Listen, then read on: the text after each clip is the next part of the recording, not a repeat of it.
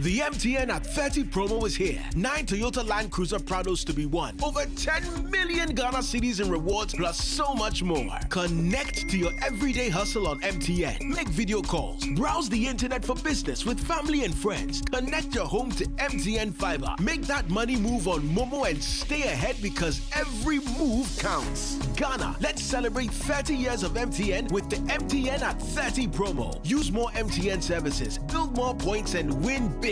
Dial *530# or visit the My MTN app for more.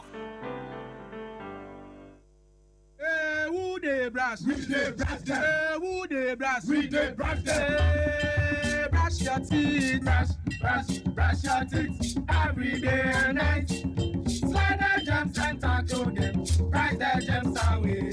England gems, we go brush them. Croatia gems, we go brush them. Panama gems, we go brush them. We go. Whatever the germs, brush them away with the new Pepsodent, now in limited edition World Cup packs. This advert is FDA approved. Cast your mind back to 2022. The prices were rising. The stress was high. Every liter of fuel felt like a sacrifice. Do you remember who stepped forward first? When others were comfortable with high prices, Star Oil chose you. We cut our own profits so you could keep your AC on, keep your engines running, and keep your life moving without the heavy burden. We gave you room to breathe when things felt tight. Because of you, our star savers, we became number one. Today, the pumps are a battleground. Others are finally cutting prices because they have to. But Star Oil, we do it because we want to. Don't just chase a price, remember a friendship. We were there for you then, and with new innovations coming your way, we are here for you now. Star Oil, still quality and affordable fuels for all.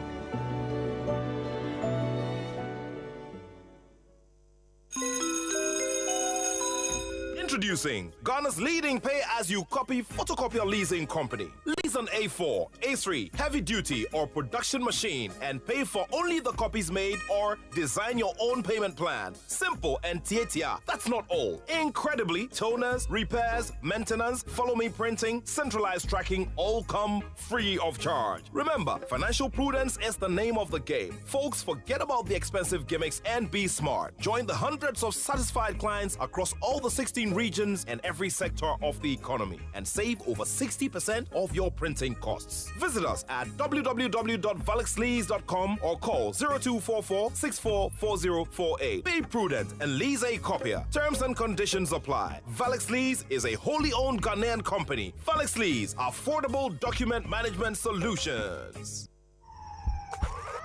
You know that feeling. A hospital bill that arrives out of nowhere. A diagnosis you weren't prepared for. A system that seemed designed to confuse you and costs that keep climbing. And the stress of not knowing if you are protected. Eden isn't lost. Eden Care was created to give it back to you. Eden Care is health insurance made for everyday family life. With Eden Care, getting healthcare is easy and you are backed by a trusted insurance partner with years of experience. No confusing terms, just complete protection for your entire family. Step back into peace. Step into experience you can rely on. Reach out right now at 059-692-1844 and choose Eden Care today. Eden Care is brought to you by Appiah Health Insurance, a member of the Enterprise Group.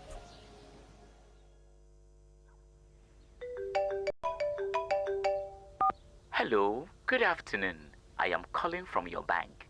We are currently experiencing a system downtime, so we need to secure your account.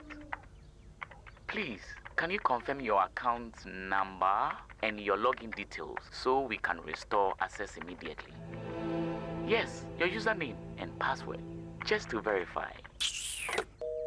Beware of fraudsters. Your bank will never ask for your login details, PIN or password over the phone. Shine your eye. Spot the fraud. Stop the fraud. This message is brought to you by the Ghana Association of Banks. If you spot the fraud, you go fit to stop the fraud. Make you know they lose Sasso,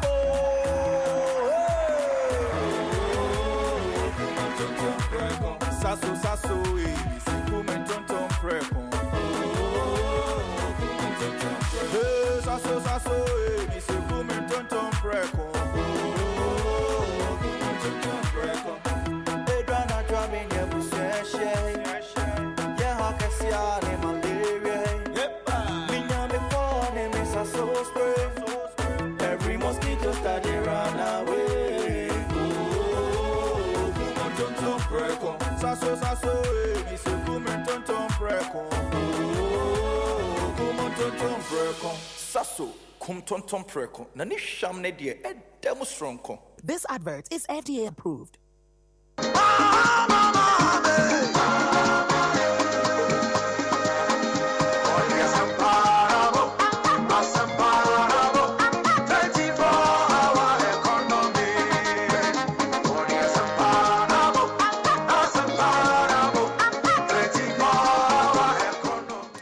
That there is a campaign song that pushed the NDC government's message hard on the 24-hour economy in the run-up to the 2024 elections. Well, a new poll by Global InfoAnalytics has shown that President Mahama's government remains underwater with voters on its 24-hour economy and the Women's Development Bank policies, two flagship programs which helped drive a successful 2024 campaign for the Jubilee House. The poll shows the Women's Development Bank scored 4.6, while the 24-hour economy scored 4.2. The four other key government policies, namely the no academic fee policy, the Big Push agenda, tax reliefs, and the National Apprenticeship Program, emerged as the best performing policies. That is according to the polls. My colleague Michael Ashale has been going through the findings and is joining me in the studio right now with more highlights from the polls released by Global InfoAnalytics. And Michael, what were the key policies that the voters rated according to the latest poll? So what we know, Kenneth, is that the policies were no academic fee policy, the $10 billion big push, tax reliefs, national apprenticeship, and Ijumura Development Bank, and also the 24-hour economy. The poll we have seen shows Women's Development Bank and the 24-hour economy are the most, or are the major government policies voters rated poorly. 4.6 and 4.2 out of a score of 10 respectively. No academic fee policy and the big push, tax reliefs and national apprenticeship program were the best performance, scoring 6.1, 6.0, 5.8 and then 5.5 respectively, Kenneth. Well, thank you very much, Michael. Let's go on to Zoom right now and speak to the man who led this new poll, Musa Dankwa. He's the Executive Director of Global InfoAnalytics. Musa, grateful for your time this evening. What informed this special polling, first of all? Right, thank you very much for having me. We are going to be doing what we call longitudinal tracking poll of voters. And we chose July to be the month. So whilst we were preparing to go to survey for July for this special poll, we decided to take along other issues that are burning across the country. And one of them was the key policy of the government that they wrote on to win the elections. So among other things we surveyed, we decided to find out from people how they rate the government policies on free academic policy, the $10 billion big push, tax reliefs, national apprenticeship, development bank, and the almighty 24-hour economy. So the views you have there is the views of voters when it comes to assessing what they think or how they think the government has performed on those policies. Interesting. Let's look at the fine details now. Your poll shows the 24-hour economy scored 4.2 out of 10, and the Women's Development Bank scored 4.6 out of 10. Would you say this reflects dissatisfaction with the policies themselves or frustration with the pace of implementation after government promised quick results? I think it's frustration due to pace of implementation. Let's pick the Women's Bank, for example. Bank is not on paper. Bank are seen operating on our main street. They have not seen any of the banks yet. So for them, that is a wait and see. They haven't seen it. They've had 410 million being put aside as seed capital, but they haven't seen the branch yet. So I think what will happen is that when the branches begin to open perception will begin to change with regards to how they perform on that. The biggest one is the 24-hour economy, which I think is their biggest headache. It was sold as 133, but if you listen to what is happening in the 24-hour economy, it has shifted completely to a different thing, which is bigger than 133. And I think unless they are able to explain themselves very well, very well to the satisfaction of people, it will still be a drag on them. Alternatively, if jobs becomes abundant and people get jobs, they wouldn't care whether they would got a job through 133 or just 111. So it's jobs, and lack of jobs is pushing them to really rate the 24-hour economy very low. And where respondents asked whether they believe these policies can succeed if it is properly implemented, or was the assessment only based on their current performance? Yes, assessment based on the current performance. Musa Dankwa, grateful for your time this evening. That's the Executive Director of Global InfoAnalytics there. And government has come under fire on the seeming lack of action on its flagship policy. And the heat has squarely been on the Finance Minister, Cassiel Ato Forson. Critics say Ato Forson deliberately left out the 24-hour economy and other key government promises in the media budget review. Former Finance Minister Mohammed Amin Adam called it a betrayal and an omission that exposes the cracks in government's flagship agenda. Listen to him. The reality is that this media budget left out some important issues that they promised the people of Ghana. Can you remember throughout the minister's presentation a single mention of the 24-hour economy? No. Did you hear a single mention of the 24-hour economy? No. Which is their flagship economic blueprint. And so the young people of Ghana must now know that this government is not going to give them the jobs they promised them. Did you hear throughout the minister's presentation a single mention of the 1 million coders program? No. Johnny. Again, apart from the 24-hour economy, which is about jobs for the youth, the 1 million coders program is about jobs for the youth. We didn't hear a single mention of it. The speech mentioned big push, but I can tell you that big push is not big pushing. It needs a push. It needs a push. Mohammed Amin Adam is former finance minister, but we've also been hearing from Finance Minister Cassiel Ato Forson, who is blaming the minority for not reading the fine details. You mean how much we spent on them? An update. Okay. It is in the, again, I tried to, why didn't you mention it? It was a bit, again, the speech was getting a bit too much for me to, remember this is just a media review. But this is your flagship. Yes. I think it is in the document. The full document is there. I've given updates, how much money they have mobilized, how much they are working on, incentive package that we are working on. Everything is in the. When I pick the full document, I'll see the update. If you pick the full document, you'll see under the policy initiative section is the first one. Okay, but on top of it, can you tell me out of the 110 million you budgeted, how much you actually release, how much of an excess in cash? It will be difficult for me to give you precise numbers, but in terms of budget execution, we're on course. Remember, the money we allocated for them is for the Secretariat to function in terms of wages and salaries of the Secretariat, their goods and services, and all. And so it's not something that is delaying. You have to certainly pay somebody's wages and salaries. You have to certainly give them goods and service for them to run the activities of the Secretariat. And so that I can assure you that we are releasing it. What do you say to the criticism from the minority today that the only reason they didn't find space in what you read before the House is because the 24-hour economic program has collapsed? I think it is a bit of lack of understanding on the part of the minority to appreciate what the 24-hour economic policy stands for. 24-hour economy is a private sector-led transformation of Ghana's economy. It is not all about just opening chop bars and restaurants and fuel stations. It's more than that. It is more of identifying major transformational policies and creating enclaves that can turn around this economy. For example, we mentioned the Afram River, the Afram Plains.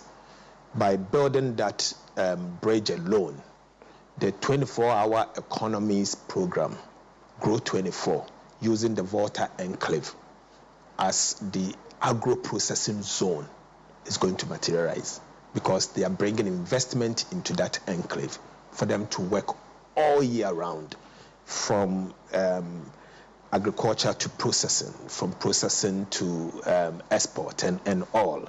So it actualizes the program.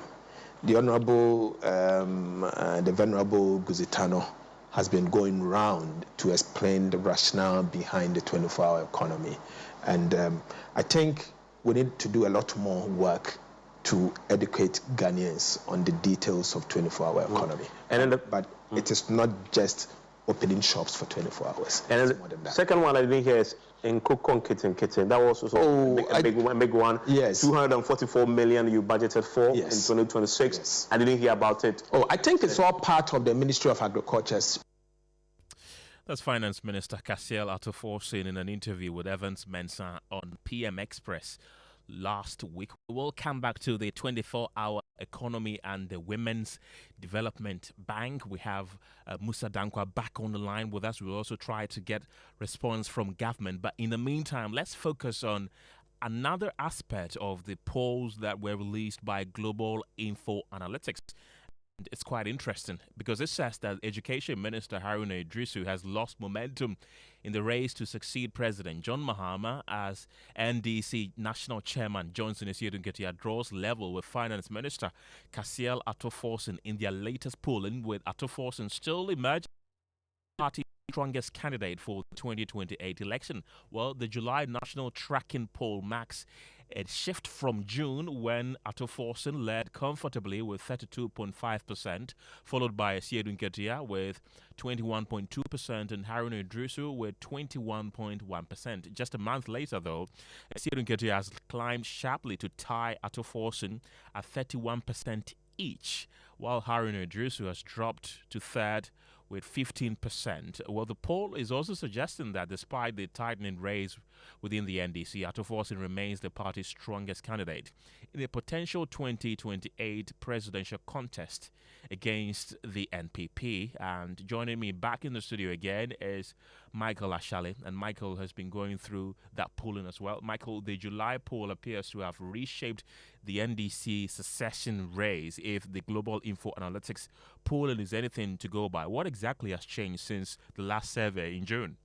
So the biggest movement, if you look at the report, is the surge by the NDC National Chairman Johnson Esiedun-Ketia. In June, Finance Minister Dr. Cassiel Ato Forson, like you said earlier, led comfortably on 32.5% of all those that were polled for that report.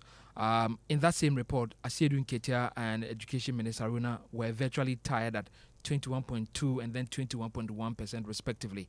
A month later, what is the one that has been released in July, Esiedun-Ketia has climbed almost 10 percentage points to 31%, drawing level with Ato Forson, who has held virtually the same support. Haruna Idrisu, however, though, has fallen sharply to 15%, effectively dropping out of what is now a two-man contest. It used to be three individuals, Cassiel Ato Forson, Johnson Esiedun-Ketia, and then Haruna Idrisu. And then usually you have the current vice president in fourth position. If you look at the polls clearly, almost everybody except for one other person who has gained some level of vote in this polls since June, the only person who fell significantly actually is that of Haruna Idrisu, who is the education minister currently. That's quite interesting there. But if Esiedun-Ketia has caught Ato Forson in the race to lead the NDC, why does the poll suggest Ato Forson is the stronger candidate for the 2028 general election? Well, what they've been doing is to also compare or put side to side the NPP candidates vis-a-vis the NDC candidates. I'm sure Musa Dankwa, when he joins, is able to give us possibly a direct answer to this question. But because the poll measures two different contests, right? The first is who NDC supporters who want to succeed President Mahama. Then Ato Forson in that particular one and Esiedun-Ketia are tied on 31 each. The second is who Ghanaians are more likely to elect president in 2028. In that scenario, Ato Forson polls 57.5% against a field including Dr. Mahmoud Bawumia, while Asiedu Nketia records 54.2% under the same conditions. That follows the pattern from June, when Ato Forson also outperformed Asiedu Nketia in the presidential outlook, leading Dr. Bawumia by 54 to 34%, compared with Asiedu Nketia's 49 to 38%. The trend suggests that while Asiedu Nketia has closed the gap within the NDC, Ato Forson continues to be viewed as the party's strongest electoral candidate nationally when he is put side by side with the MPP candidates. Michael Ashley, thank you very much. You still will stay with me in the studio, but in the meantime, let's go on Zoom and engage once again the Executive Director of Global InfoAnalytics, Musa Dankwa. Musa, you looked at the potential flag bearer race contest within the NDC, the race to succeed President John Mahama. Interestingly, there have been changes just within 1 month. What accounted for that?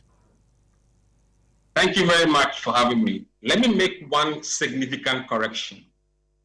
You cannot compare this poll to that of the June poll. This particular poll sampled voters across the country by telephone only. And we intend for this to be the baseline poll for the telephone survey going forward. So that's why we didn't compare any of this data to the previous data that we published, because we are looking at a different set of people. In the June poll, we sampled people face-to-face across 83 constituencies. When we go back to the country in the next 3 months, we are unlikely to interview the same people we met the last June. So it is called cross-sectional poll. That is different from what we are doing now, which is longitudinal. We'll be calling the same delegate or the same people we're speaking to now in the next 2 months, and we'll track the views. So you cannot technically compare the two. We call this baseline, and it is baseline only. Okay, let's look at the margin of error in this latest poll. What is it? The confidence level is 99%, and the margin of error is plus or minus 1.5%, according to the report. Now, what you see in the race, which is Asiedu Nketia, Ato Forson, and the race, is that the race is statistically tied, with Asiedu Nketia leading with about 17 vote difference. And that is statistically a tie race. Now, what you also see is that when you disaggregate this data according to party affiliation, you will realize that Asiedu Nketia's lead has been propelled by his level of support he gets from MPP voters. Though in the NDC folks, he has about 3% advantage, which is statistically tied as well because of the margin of error. And among the floating voters, Ato has a big advantage. And among those who don't tell us their party affiliation, both candidates are tied. And then among those who support other candidates, other parties, Ato has 5 points lead. So effectively, Asiedu Nketia has been propelled by MPP voters if you look at the data. Interesting. And did your poll ask respondents why they preferred either Asiedu Nketia or Ato Forson? I'm curious to know, what did they tell you if you did? Polls, we don't ask why most of the time, except some few cases. In this time, or in this instance, we didn't ask them why. But in the past, we've asked people what factors would they consider when choosing someone to replace John Mahama. And it has always been performance, vision, and also serve the government, as well as serve the party. So this is broadly what we think is driving people's numbers, though we have not linked them to the race yet. Right. It's quite interesting because in the likely matchup that any of them wins, your poll suggests that they will go on to beat Dr. Mahmoud Bawumia of the opposition MPP. Tell us more. Yes, in this baseline poll, it shows Ato Forson with nearly 58%, at 57.7% against Bawumia 35%. That's about 22% margin that he has.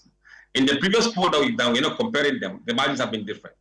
And in this poll, you could see Asiedu Nketia doing better in this poll against Baumia compared to the previous one, which we're not comparing, just to draw your attention. So Cassiel Nketia underperforms Ato Forson among the general voters because Ato Forson does better in the general election among MPP folks than Cassiel Nketia does. And also, Ato Forson does better among floating voters than Cassiel Nketia does. So this is where Ato Forson has a big advantage. In the general election, some of the MPP people prefer him. And then among the floating voters, he has a very big margin. Well, your poll seems to suggest a tightening race between Cassiel Ato Forson and Asiedu Nketia. Let's look at it statistically. Is the race effectively too close to call once the margin of error is applied, or can either candidate genuinely claim an advantage at this point? Look, I mean, if you look at the race currently, the elections are long ahead, sometime in 2027. But what we are seeing is that, from a Asiedu Nketia's perspective, he's been around the country touring Thank You Tour. So he's well known, as well put himself out there that he could contest. We've not heard anything from Ato Forson yet. He's not spoken. And if he does speak, I think that could fundamentally change the race. At the moment, some people are just holding back because they're not quite sure he's going to contest. Even a lot of people in high places don't believe he's going to contest. We don't know if he's going to contest. But from this data, it will be highly unlikely for him to say he won't contest. Does that mean that anything can change with the next polling that you do, looking at the figures that we have right now? Absolutely, absolutely. There are things that could happen in the country that could change the perception of people. For Ato Forson, let me be very honest with you. His work involved in the parliament, the budget approval and the budget processes tend to give him a bit of mileage in the media, and that could translate into additional vote down the line. General Asiedu Nketia must find a way of keeping himself relevant and also in the news. Otherwise, he could slip down the race. Once upon a time, it appeared that Education Minister Haruna Idrisu was also a front runner. But looking at the current polls that you've conducted, it appears he's gone back to third or even further. Why? You know, people are being realistic that for NDC, not as a country, for NDC, it may be unlikely they can go or they would go for another Northern candidate. After having Mahama in the helm of affairs since 2012, from 2008 all the way till now. So they would like to have a change of button. And because NDC is a group of people who are from the Akan area, the Northern Bloc, the Ewe Bloc, and the Gardambe Bloc, they may want to see another group take over the button. And in that case, I think that kind of understanding is affecting Haruna Idrisu. And then we also have the likes of Chief of Staff Julius Deborah, the Vice President Nana Jane Opoku-Agyeman, who the poll didn't really mention that much. Are their chances looking any better? Look, I mean, there are certain individuals that I think from this data, it will be very difficult for them to clinch up, looking at how the race is turning to be a two-horse race. It will take something magical for the rest of them to be competitive the way Asiedu Nketia and Ato Forson is. If you look at the delegate numbers, which was published sometime last month, it looks the same way. Asiedu Nketia has slight edge over Ato Forson among the delegates, and then Haruna Idrisu is distance third. So we are seeing something similar to what we are seeing in this poll in the delegate. And I believe, from my view and what I've seen on the data, I've seen quite a lot. It's going to be Ato Forson and Asiedu Nketia if he contests. Musa Dankwa, thank you very much. He's the Executive Director of Global InfoAnalytics. They're giving us a breakdown of his latest polling involving the likely individuals to lead the NDC into election 2028. It's now time for Top Story. Gemma has the headlines. Gemma, what's coming up tonight? So government is demanding arrest and prosecution of those behind the killing of 2 Ghanaians in South Africa as it brings home hundreds of nationals caught up in renewed xenophobic attacks. There to be justice, and we will continue to demand thorough investigations, arrests, and prosecution of those who killed our beloved 2 compatriots.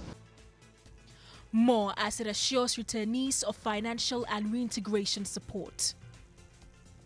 we hope that they would also do better in managing this crisis, reining in those who are running amok, who are attacking, killing, looting shops. That is not the kind of Africa that we deserve. We have details as Foreign Affairs Minister calls on South African authorities to do more to protect Ghanaians and end the attacks. Also, Narcotics Control Commission (NACOC) threatens prosecution as it warns students and parents following Joy News' documentary Deadly Doses 2, Ghana's Growing Drug Crisis, which exposes how drug traffickers are shifting from hidden ghettos to schools and university campuses using new tactics to target young people. All those who get themselves involved in this and are picked, prosecution is your next option, whether you like it or not. And let me sound this more or less a caution to parents. If your children are involved in this, if there is any advice to give to them, the advice is to warn them to desist from this. We have details on our latest hotline documentary in business.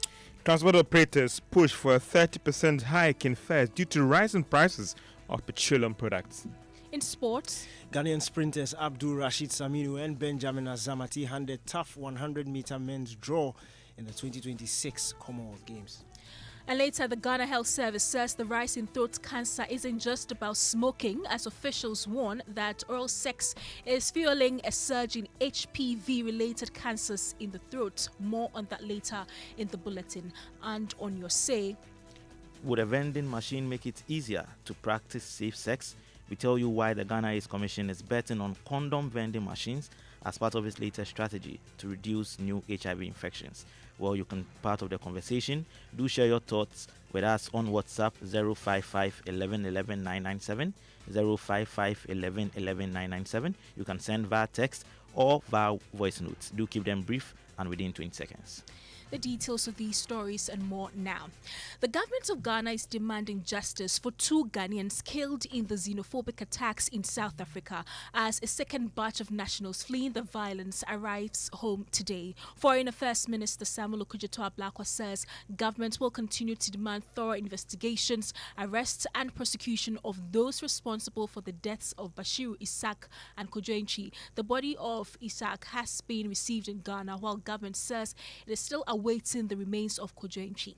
To the South African authorities that the 2 Ghanaians, Mr. Bashiru Isaac and Mr. Kojo Antwi, they are to be justice, and we will continue to demand thorough investigations, arrests, and prosecution of those who killed our beloved 2 compatriots, Mr. Bashiru Isaac, whose body we have received, and Mr. Kojo Antwi, whose body we are yet to receive. My colleague Stephen Mensah was at the airport today and joins me in studio with more. Stephen, government is also engaging South African authorities over properties, shops and other assets left behind by Ghanaians who fled the attacks. Yes, Gemma, and this is becoming an important part of government's response because government says these attacks have gone beyond physical safety and Ghanaians have reportedly lost businesses, shops, homes and other investments because they had to flee the country. And government says it is actively engaging the South African authorities and has put together a legal team to pursue the concerns of affected Ghanaians.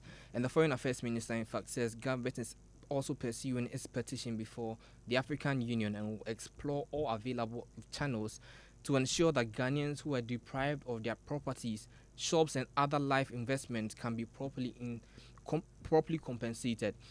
When government first announced the evacuation in May and June, a total of 980 Ghanaians arrived. So this is significant because many of those who are returning have lost their property. We can listen to Foreign Affairs Minister make that point. I want to announce that as we did for your compatriots who came earlier in the first round of evacuations, we are going to hand over to you travel allowances. We will also hand over to you reintegration allowances to everybody. We are not changing, we are not reducing. It is the same package because you are all valuable Ghanaians who we cherish and we adore. very much. You do not have to continue to worry after all the trauma that you have gone through. I also want to assure you that those of you who have left behind property, shops, valuable assets, we continue to engage with the South African authorities, and we have put together a legal team. You are aware of a petition at the African Union, and we are going to explore all available channels to make sure that this clear violation of your fundamental human rights, the deprivation of your properties, your life investments, that you are well and duly compensated. So, Stephen, the Foreign Affairs Minister has also renewed calls for an end to the attacks. Yes, Gemma. And there's a context to this. On June 1, 2026, government advised its nationals, and that's the Ghana government advised its nationals to avoid non-essential travels to South Africa because of the increasing attacks targeting African migrants. Now, the ministry has said that the violence had resulted in injuries, looting, and some closure of some shops. So this is not happening in isolation.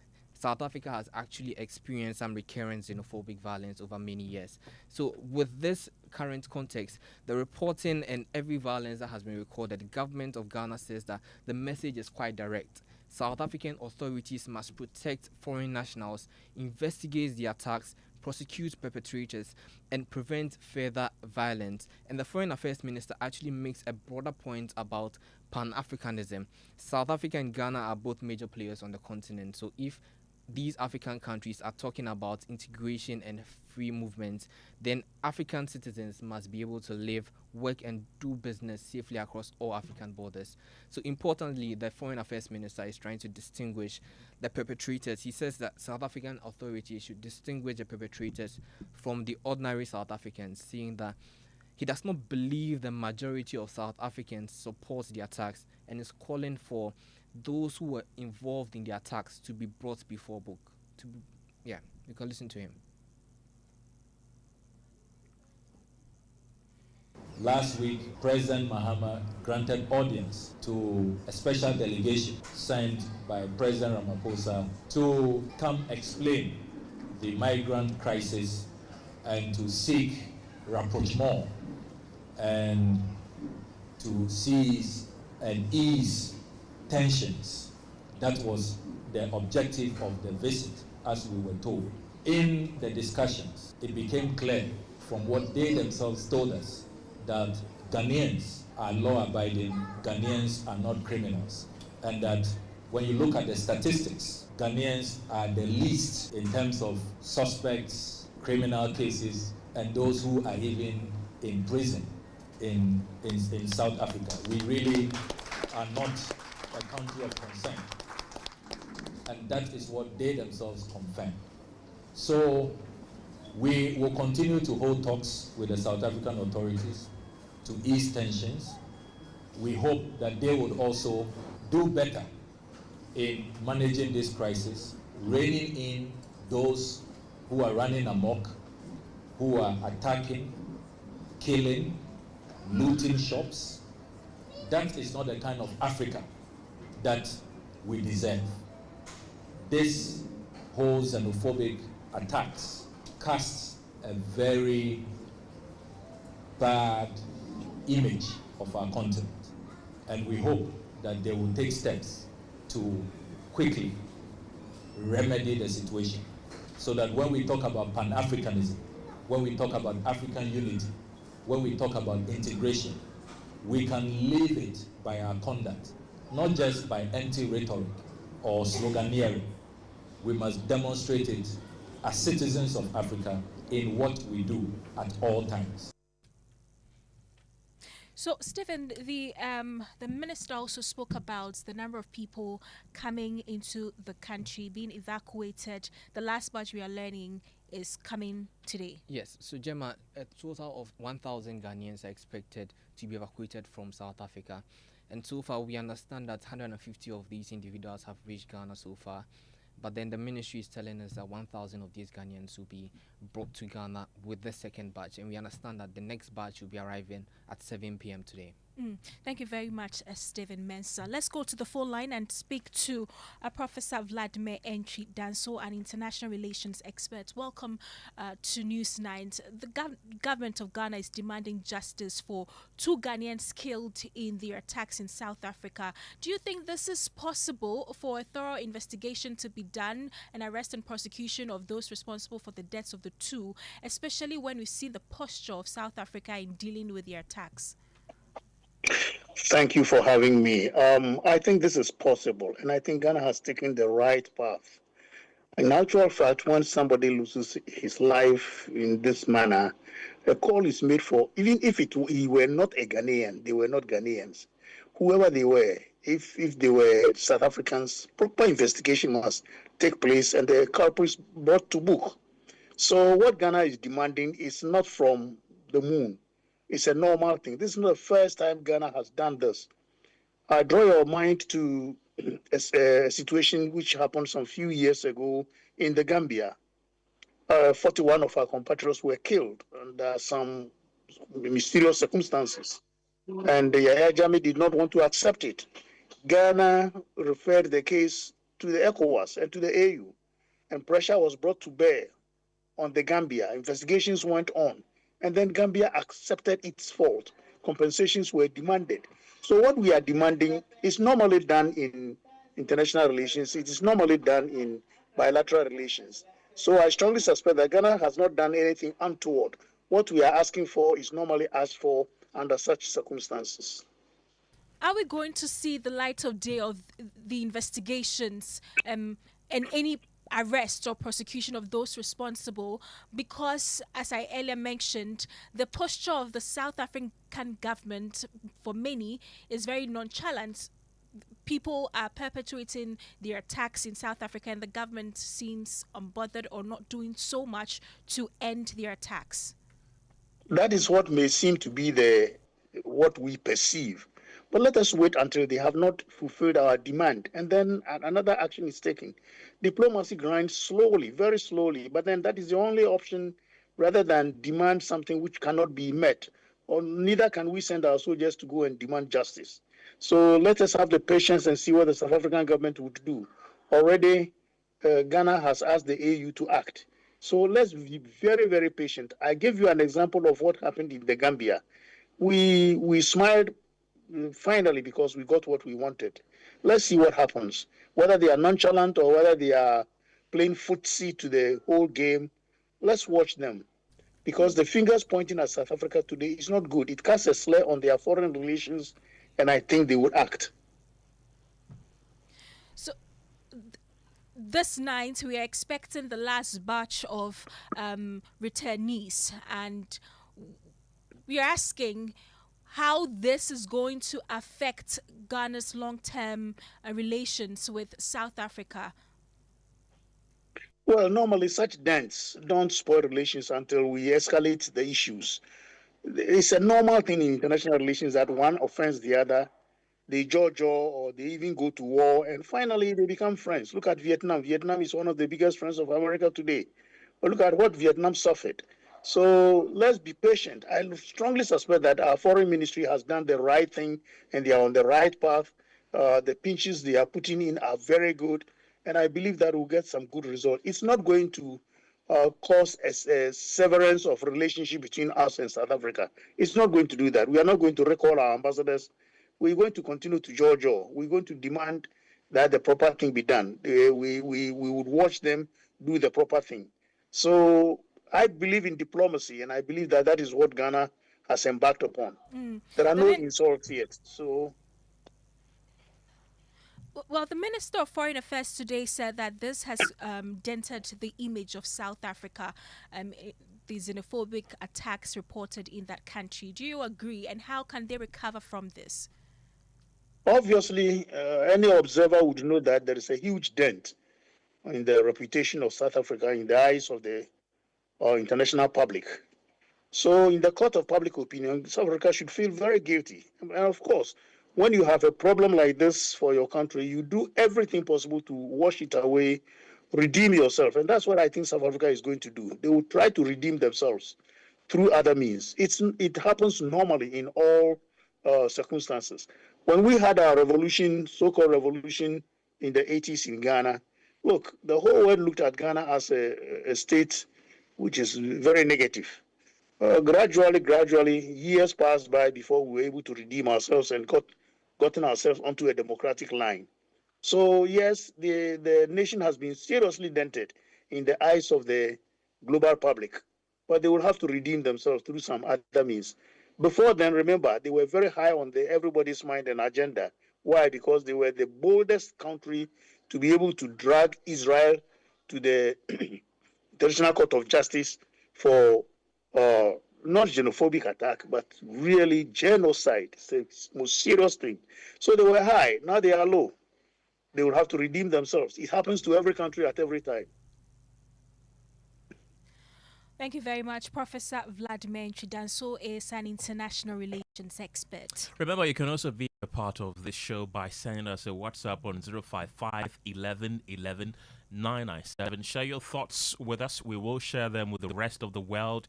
It can even be a voice note. It has to be 30 seconds and straight to the point. In other news this evening, Ghana's battle against illicit drugs is entering a dangerous new phase. The Narcotics Control Commission, NACOC, is warning that individuals, including students, caught selling or distributing illicit drugs on school and university campuses will be arrested and prosecuted as security agencies intensify crackdown on drug networks that are increasingly targeting the country's youth. The warning follows revelations in Joy News' latest Hotline documentary, Deadly Doses Part 2, Ghana's Growing Drug Crisis, which exposes how drug traffickers are shifting from hidden ghettos to schools and university campuses, using new tactics to target young people, including disguising drugs in everyday products. My colleague Nana Boachi Adam has more in this Hotline documentary. Listen. In 2025, Joy News brought cameras into Tinker Island and Colombia, two of the notorious drug ghettos in the Ashanti region. We documented lives consumed by addiction. Authorities promised tougher enforcement. Communities hoped the crackdown would slow the trade. A year later, we returned expecting to measure progress. Instead, we uncovered a crisis that has become far more difficult to confront. It is spreading into schools and university campuses, into everyday food and drinks. With the infused, you have the edibles, you have the toffee, you have the sobolu. Basically, what you want to infuse it with, so like adding weed to something. So some people also want it mixed with like other things, like alcohol, strong alcohol, some other drugs, opium and things. And most guys, they say when they get high, that's when like they're able to like function well. That's how they're able to like steady, write their song, write their music, like do what they want to do. These products rarely attract attention. 41% of our tertiary students are aware of active use of drugs on their campuses. Parents are no longer only looking for wraps, pills, or smell of marijuana. They are now confronted with products that resemble everyday food. Yeah, because they use it to cook, to bake. You go and eat any woman's chateau and you are not sure. Be careful. It may be mixed with all sorts of weed or other substances. A year ago, Colombia stood as one of the starkest symbols of Ghana's drug crisis. It was here that Joy News documented an abandoned settlement transformed into a marketplace for narcotics. I am one type I take in much. I can take in like 70 boosters a day. I get high, I get to forget many things. I'm a mother, yeah? And then as a mother, depression is somehow part of us, you get it. So if you're a mother and you're taking this, it takes you far. Rebecca is 25 years old. She's also a mother of two. Inside Colombia, many know her simply as Bibi. Behind the addiction is a woman who still speaks about her children, still hopes to leave this place, and still recognizes everything she has lost. When we say about time, there be a dream done sooner there. So it starts from there. A bit clear off every thought like Bibi how we are. Tinker Island presents a similar picture. Very soon we may have to declare serious public concern for the rate at which our young persons are going to drugs. We need to be called rehab now. 6 months, 3 months. The challenge has been where to put them in terms of rehabilitation. It is very expensive housing these guys, some of whom don't even have where they live. We are preparing a cabinet policy document where I want to go to cabinet to seek the cabinet approval so that we now make it mandatory that nobody will be able to join the public service unless you go through drug tests. Our borders are too much exposed. And so they come in, especially the synthetics, they come in at will. We try to dominate those areas, but how can we dominate an entire country when, we have so many porous borders? There aren't enough psychiatrists, less than 100 for the entire country. So there should be more opportunities for people to train in the field of psychiatry. It is a big problem that confronts us as a people. I say that just like Galam says, it's a problem. The problem of drug is widespread that we can't even imagine. And in every household, you have somebody who is abusing one substance or the other. Looking at 2025 annual performance review, we are realizing that for all disorders, including addictions, the age category that topped was from 20 to about 49, which is largely the schooling to the working age group. 1 year after our first investigation, drugs remain, but the crisis has changed. It is no longer confined in the ghettos. It is reaching schools, campuses, and communities in ways that are harder to detect. The question now is not whether Ghana has a drug problem, it is whether the country's response can keep pace with an evolving threat.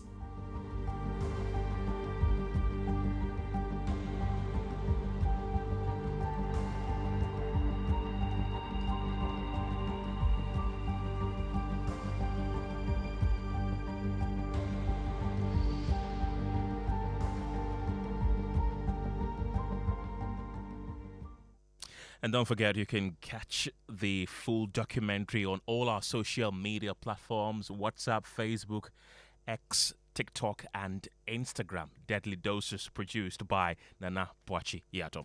Following the Hotline documentary, the Deputy Director General of the Narcotics Control Commission, NACOG, Alexander Chumberima, has issued a strong caution to parents whose children may be involved in drug-related activities, urging them to intervene before their children are arrested. He spoke on the Pulse earlier.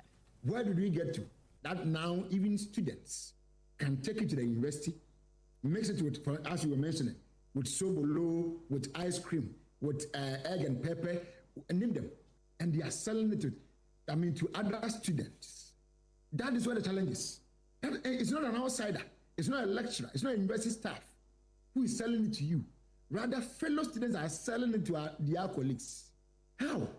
But the good thing is that all those who get themselves involved in these things and are picked, prosecution is your next option, whether you like it or not. And let me sound this more or less a caution to parents. If your children are involved in this, if there is any advice to give to them, the advice is to warn them to desist from this. If you fail to do your part and get them to stay out, and they continuously engage in these things, no problem. But the day they will be arrested, please don't remember to call, because your calls will not save your child. Deputy Director General of NACOG, Alexander Chumberima. Now, President John Mahama is pushing for the speedy passage of the Code of Conduct for Public Officers Bill, currently before Parliament, saying the legislation is critical to strengthening integrity and accountability in public office. Civil society organizations have for years called for the passage of the bill, which seeks to establish clear ethical standards and obligations for public officers. Delivering remarks on behalf of the President at the launch of Parliament's National Integrity Awards, legal counsel to the President, Marietta Brew, said the Mahama government remains committed to upholding the highest standards of integrity in public service. I read recently from Ghana Anti-Corruption Coalition that we lose about 3 billion cedis annually through corruption. What it means is that institutions of state, institutions of government cannot be strengthened with money. What it means is that the first step to strengthening our institutions is integrity and ethical leadership. On the part of government, we have two very critical initiatives that we have taken up. In fact, recently, Cabinet has approved what we call the NECAP, that is the National Ethics and Anti-Corruption Action Plan, to replace the National Anti-Corruption Plan, which expired in 2024. And that, I believe, has been or will be submitted to Parliament very soon. Also before Parliament is the Code of Conduct for Public Officers Bill, which will direct all public officers on the kind of leadership we want to see in public service. And there will be consequences for those who flout the law. And I believe that very soon Parliament will deal with these two very important initiatives.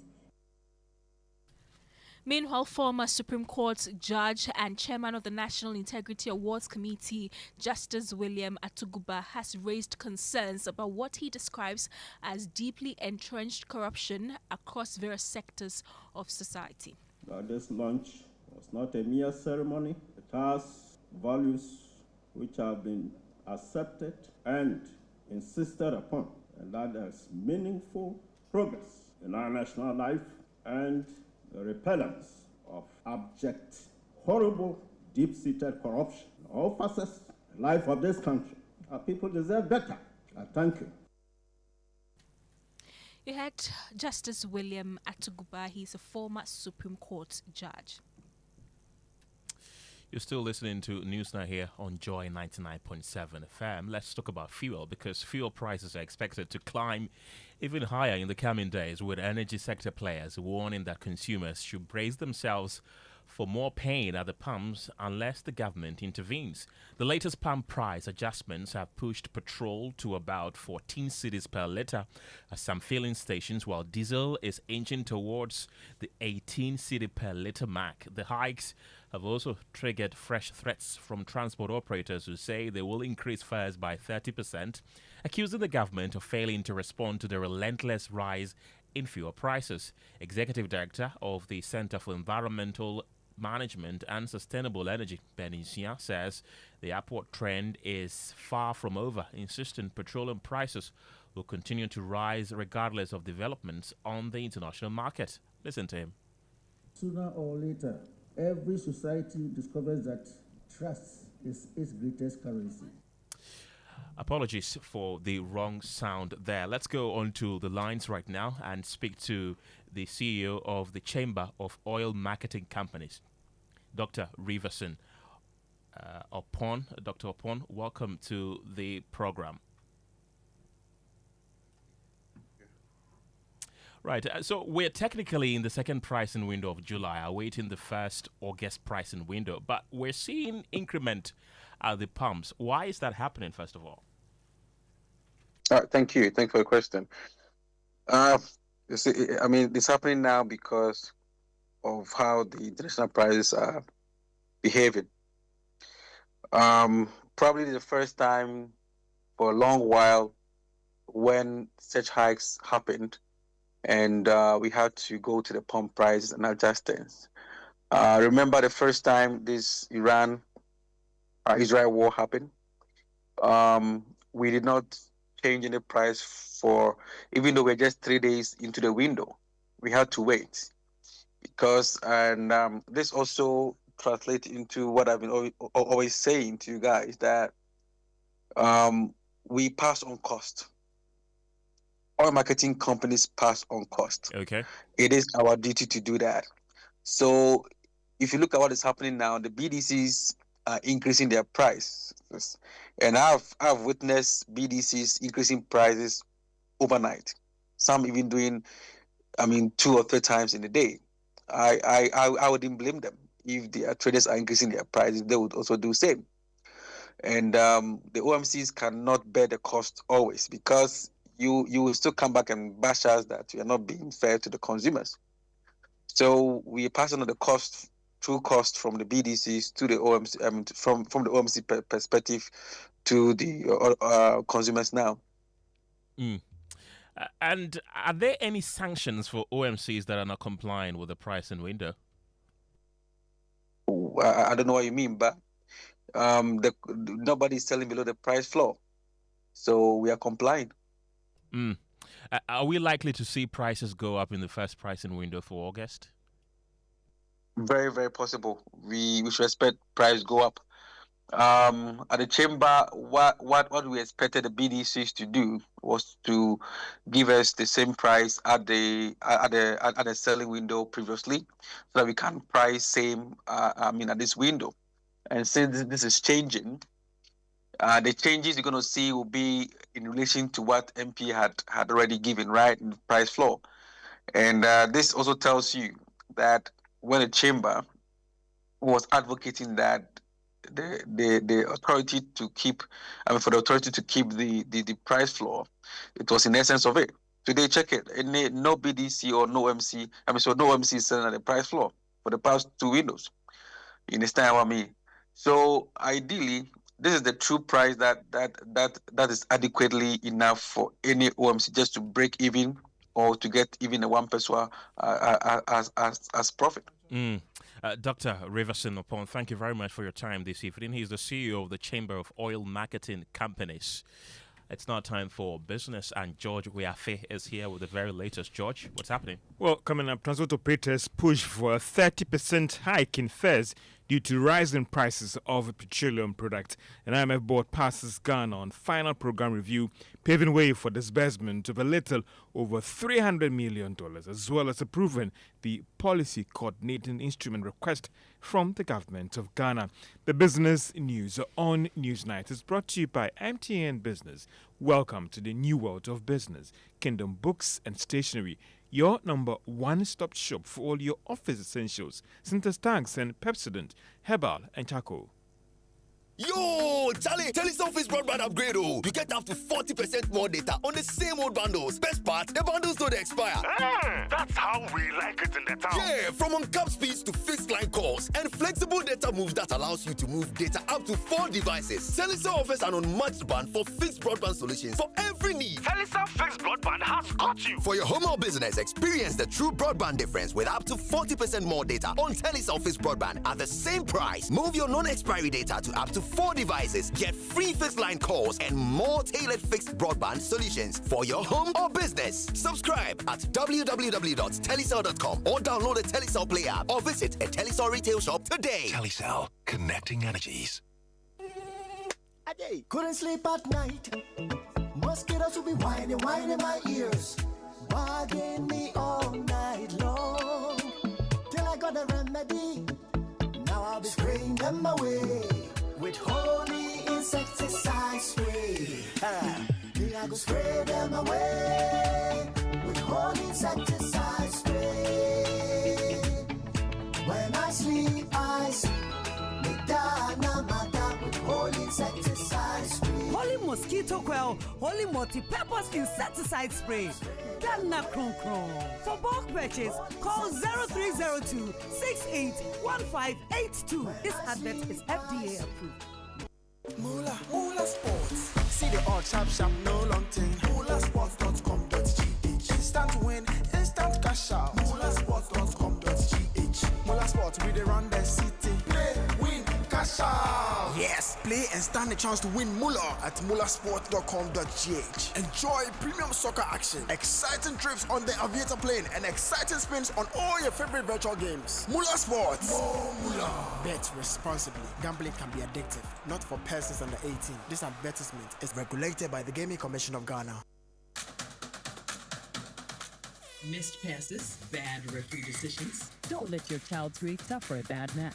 Ensure a straight win this academic season with curriculum-aligned textbooks and interactive tools from Pegasus Publishing. From preschool to senior high school, we have the exact game plan your kids need to ace their classes.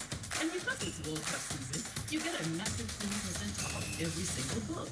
Don't drop points. Call 059-50-10175 or dash to Pegasus Publishing in Accra, Newtown, right opposite the Total Energy Station. Free delivery within Accra when you call. Pegasus Publishing, shaping minds, winning futures. Hooray! The Kingdom Books and Stationery Limited's Back to School promotion is here with us once again. From the 1st of August to the 30th of September this year, Kingdom Books and Stationery Limited is offering a generous 15% discount on all school items, including textbooks, pens, pencils, erasers, exercise books, and more, across all branches in Accra, Tema, Kumasi, Takoradi, Winneba, and Cape Coast. Parents, teachers, and students, please hurry while stock lasts. For more information, call us on 0302-764-101 or 0302-764-209 or email info@kingdomgh.com. You can visit our website www.kingdomstoreonline.com. Kingdom Books, where quality and affordability are both assured. Terms and conditions apply.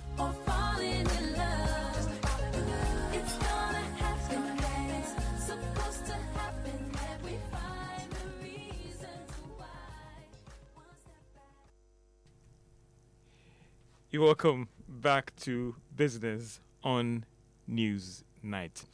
Let's now settle for the details. Now, transport operators are pushing for a 30% hike in fares. This is due to what the operators say is rising cost of operations, which has been compounded by rising fuel prices. Samuel Foreign speaks for the Ghana Private Road Transport Union.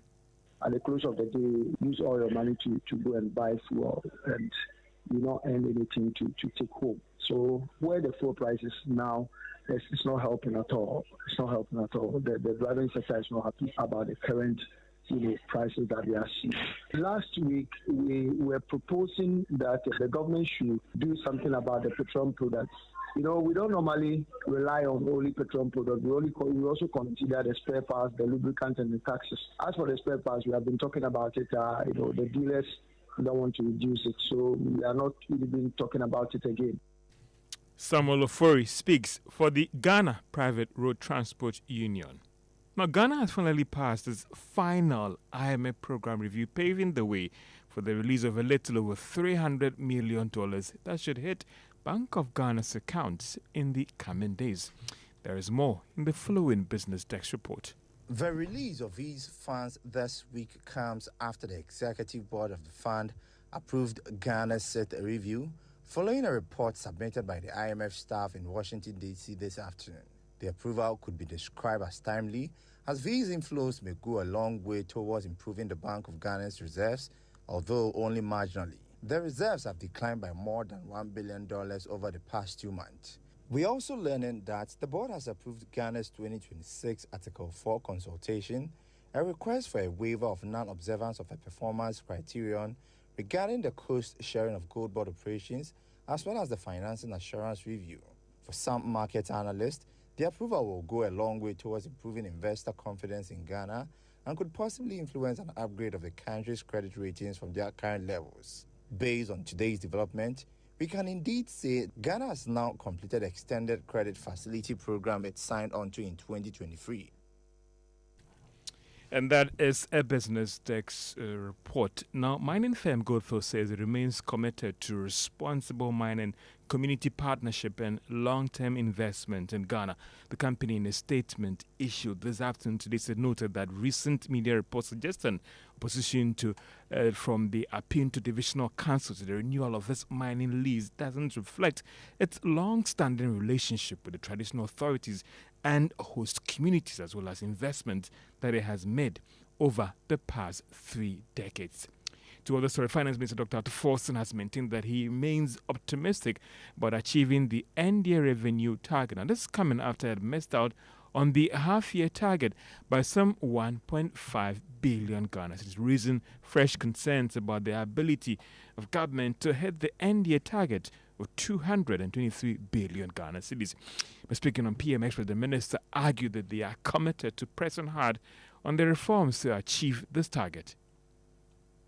Modernize Ghana's tax regime. The objective at the time was so clear. 1, remove all nuisance taxes. And so, e-levy, betting tax, VAT on what do you call it, motor insurance, all of that were removed. We actually reformed the VAT as well. We brought the effective VAT rate from 21.9 to 20%. We removed all the distortions. We, as much as possible, encourage businesses. And in doing so, what we've done is that businesses are able to do well and plow back some of their profit towards the growth of the company. And that is what we did in modernizing Ghana's tax regime. We did all of this without losing tax revenue as a percentage to Ghana's GDP. In fact, the truth is, between 2024 to 2025, Ghana's tax to GDP increased from 12.6% to 13.1%. And that is the Finance Minister, Dr. Ato Forson. And if you had invested on the Ghana Stock Exchange, you've seen your return reach more than 70%, that is year to date, in terms of investments made on the Ghana Stock Exchange, both in financial stocks and other ordinary stocks on the market. And that's all for business on Newsnight. Back to you, Kenneth. Thank you very much, George. Now, the Ghana Health Service says oral sex is significantly driving HPV-related throat cancer cases. Doctors say the trend is worrying. Ken has details. Ken, what are some of the symptoms for head and neck cancer? So some of the symptoms, Gemma, include a persistent mouth ulcer that does not heal, a lump in the neck, persistent sore throat, difficulty in swallowing, change in voice, persistent ear pain, bleeding from the mouth or nose, white or red patches inside the mouth, unexplained weight loss, difficulty in opening the mouth. So these are some of the symptoms. But let's speak to somebody who knows more about oral sex. She is Dr. Owusua Ofe Dako. She's a medical officer at Kolebu. Dr. Owusua Ofe Dako, grateful for your time this evening. This is a question that has been lingering on the minds of many people. Is oral sex safe at all? All right, so good evening once again, and thank you for the platform. So, is oral sex safe? Well, yes, it is safe in the sense that you do not get unwanted pregnancy from it, but you can still get sexually transmitted infections from oral sex, including the HPV virus, the herpes simplex virus, hepatitis B, and HIV, even though the HIV transmission risk is extremely low. And then you can also get chlamydia or gonorrhea or syphilis from oral sex. That's if your partner has it and it has gone untreated. So yes, I won't say it's 100% safe. Yes, there are still some risks associated with oral sex. Okay, so what's the best remedy? Abstaining from it or doing it but with caution? So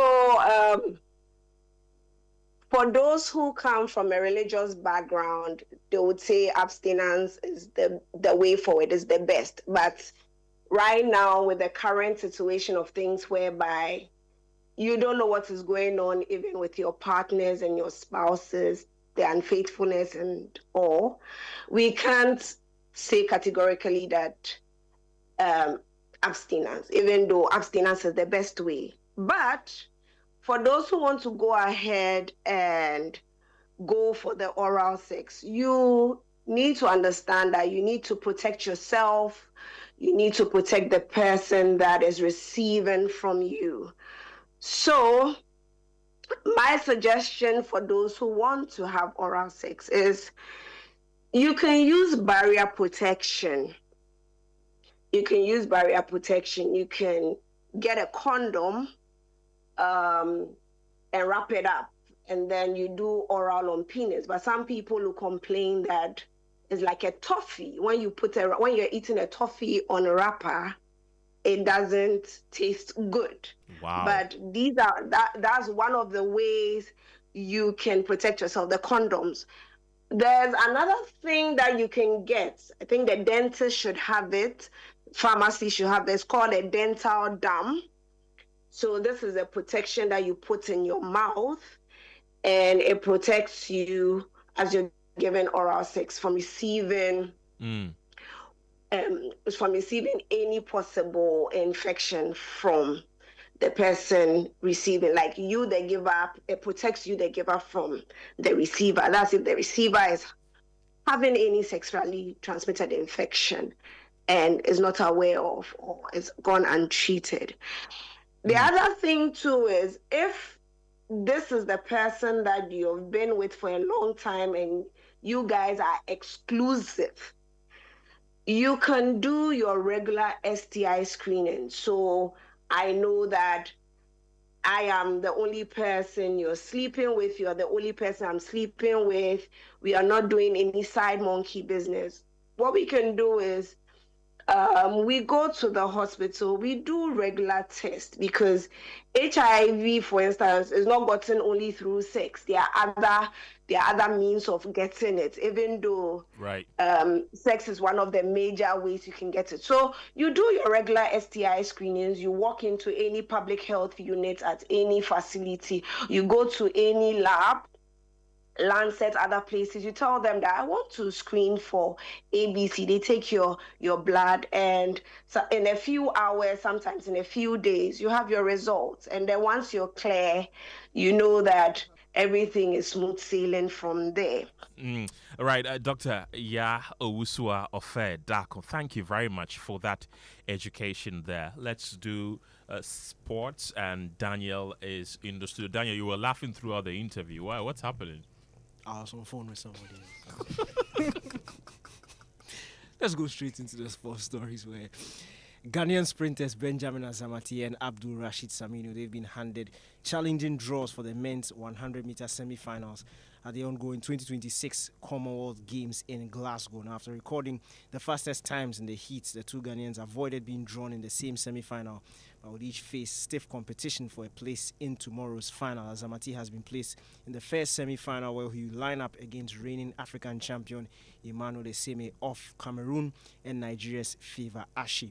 Meanwhile, Saminu will compete in the second semi-final along with Wales' Jeremiah Azu, Nigeria's Kainsula Ajayi, and then the African record holder Ferdinand Omanyala. The men's semi-finals are scheduled to take place tomorrow evening before the final will happen immediately after that. There's some news in Italy regarding their technical director, Paolo Maldini. He has left his role as technical director of the Italian Football Federation following the decision not to appoint Andrea Pirlo as Italy's next head coach. Both Maldini and his advisor Leonardo, they quit just 16 days after the federation made the official announcement of their appointment. Now, it was decided on Sunday, that was yesterday, that talks with Andrea Pirlo, Maldini and Leonardo to be Italy's next head coach will not proceed due to Pirlo's links with a Russian gambling firm. And that decision did not sit well with Maldini and Leonardo, hence their decision to leave their role. And that's all for sports. Back to you guys. Thank you very much, Daniel.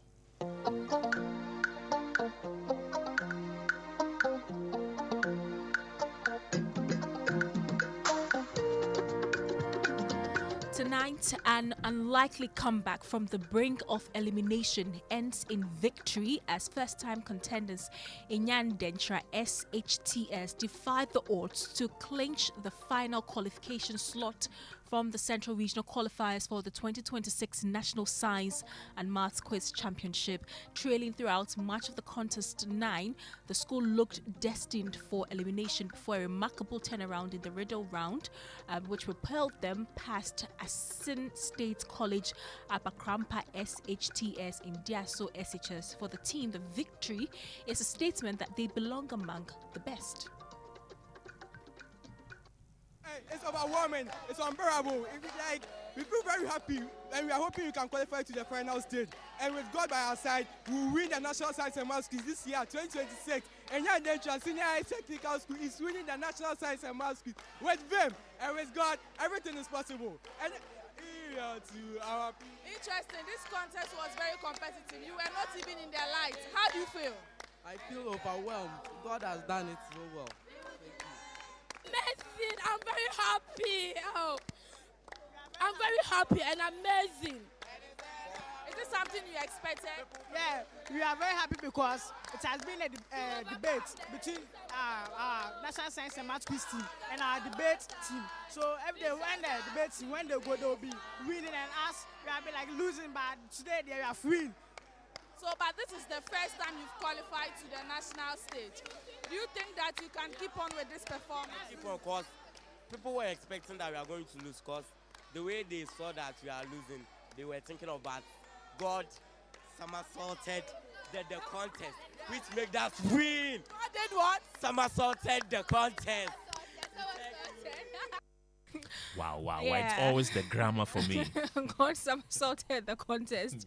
My colleague Ramat Bashir joins me live from Central Region with more. Ramat, we had students of Inyan Dentra SHTS. They've qualified for the national championship. Tell us about Wesley Girls, who have also secured qualification to the nationals. Exactly, Gemma. As you mentioned, the Enya SHS students ended the Central Regional qualifiers of this year's National Science and Maths Quiz. And just before their contest, Wesley Girls had a very easy contest with the two schools that they met, which they were able to secure a 70 points, and also became the first school to actually get the Goyo Bonanza, because they answered all 4 questions at the riddle round. I must say this particular victory was an easy one for Wesley Girls. But when I spoke to them, they tell me that this time around, they are back stronger with discipline, and they know that they will get to the finals and win the trophy. With discipline and with all the training we have put in, we are hopeful that we are going to win this year. Are you winning 2026 National Science and Maths Quiz Championship? Once again, with discipline and the training we have put in, we are going to go very far. Thank you. Played very well this time. We learned from our mistakes last time and will not repeat it again. First of all, I'd like to say that we are very excited for this win, and we'd like to give all thanks to God Almighty for this victory. Just as we sang in our school anthem, our school is built on God, and we know that our God is never going to fail us. Thank you. Very interesting one there. They say God will never fail them. Amen. Amen. Amen to that. Ramat, which competition is next, and which schools are involved? So, Gemma, as we speak, the Central Regional qualification actually has come to an end. And so from tomorrow, we are expecting the Western Region and the Western North. All of them will come to Infante Pem Senior High School to also battle for their own regional ticket to the national championship. This time around, we don't have the regional champions, the overall regional champion, but this is what we are. And interestingly, when these schools come, they are targeting the defending champions, of which it's in their school that we are holding the regional qualifiers. Thank you very much. Ramat Bashir is reporting from the Central Region on the National Science and Maths Quiz regional qualifiers. It's now time for my favorite segment of the show.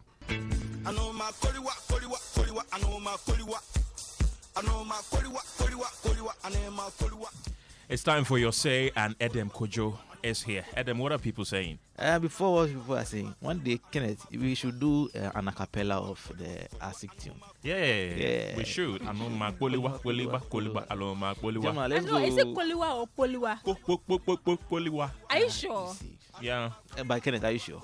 Very. But can't you hear? It's Poliwa. It's Poliwa. How the two of you cannot even agree on whether it's Po or Ko. It's Poliwa. Anyway, so we'll go back and we'll check if it is Po or Ko. Yes, but this is what people are saying from today. Francis in Accra says, so MPP and its MPs, don't they know the more they come to talk about the media budget and economic issues, they are making floating voters and Ghanaians angry. Hey. He also comes back and says on the drugs issue in our SHS and universities, parents of such students should be held responsible. Then his last message on the fuel price issue, John Mahama should act fast with toll and some taxes again to cushion Ghanaians before the NPP jump on it. Now, Matilda from Keta says the Foreign Affairs Minister is working very hard to make Ghanaians enjoy the freedom, especially the xenophobic victims that left South Africa to come back to their homeland. Then also, Wisdom in Abozome says no African country should allow South Africa citizens into their country again to deter them from the bad action that they embarked on. Philip Yin from Tungu says the NDC will do itself good if Chairman General succeeds John Mahama with Ato as a running mate. Very interesting one there. Philip Abuchi in Keta says the Ghana government is doing well to bring Ghanaians from South Africa back home. This shows care for our citizens abroad. My humble suggestion is that the government should conduct proper screening and health or security tests for them before they are fully integrated into the country. This will help protect both the returnees and the people already here. And finally, this one from Nana Ikuama Boatin in Ablekuma Central says, I don't expect this incompetent government to tell us that the current increases in fuel prices came as a result of the Israel-US war against Iran. They should remove those nuisance taxes on fuel. This would also reduce the burden on Ghanaians. So, Kenneth, these are the thoughts from our listeners. Right. Yes. So let's listen to this then. As usual, we'll have our conversations.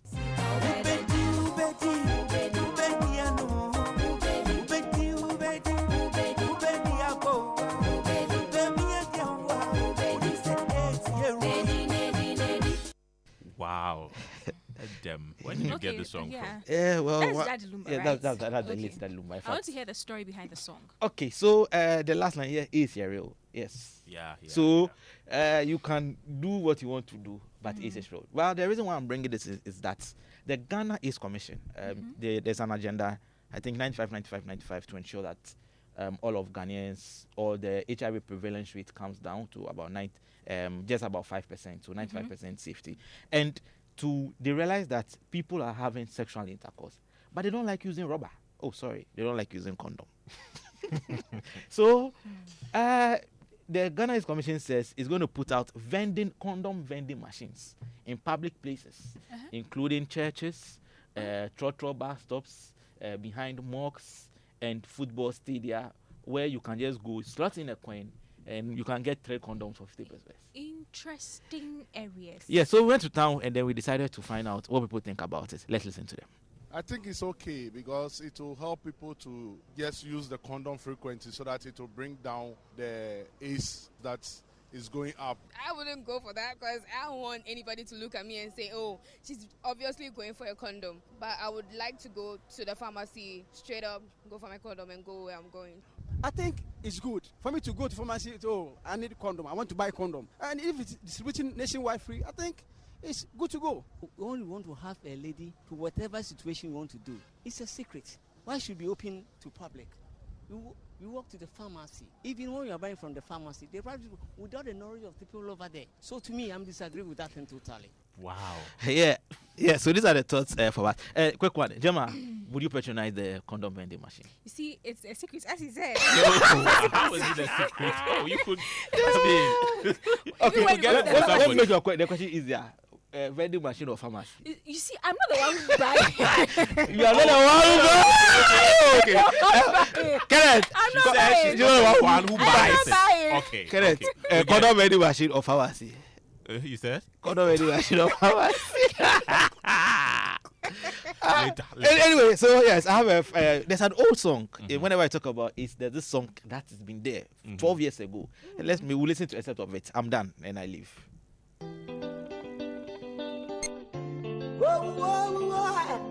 Just send nice the messenger to warn you about this HIV. Yes, my friend. Stop firm or you gonna feel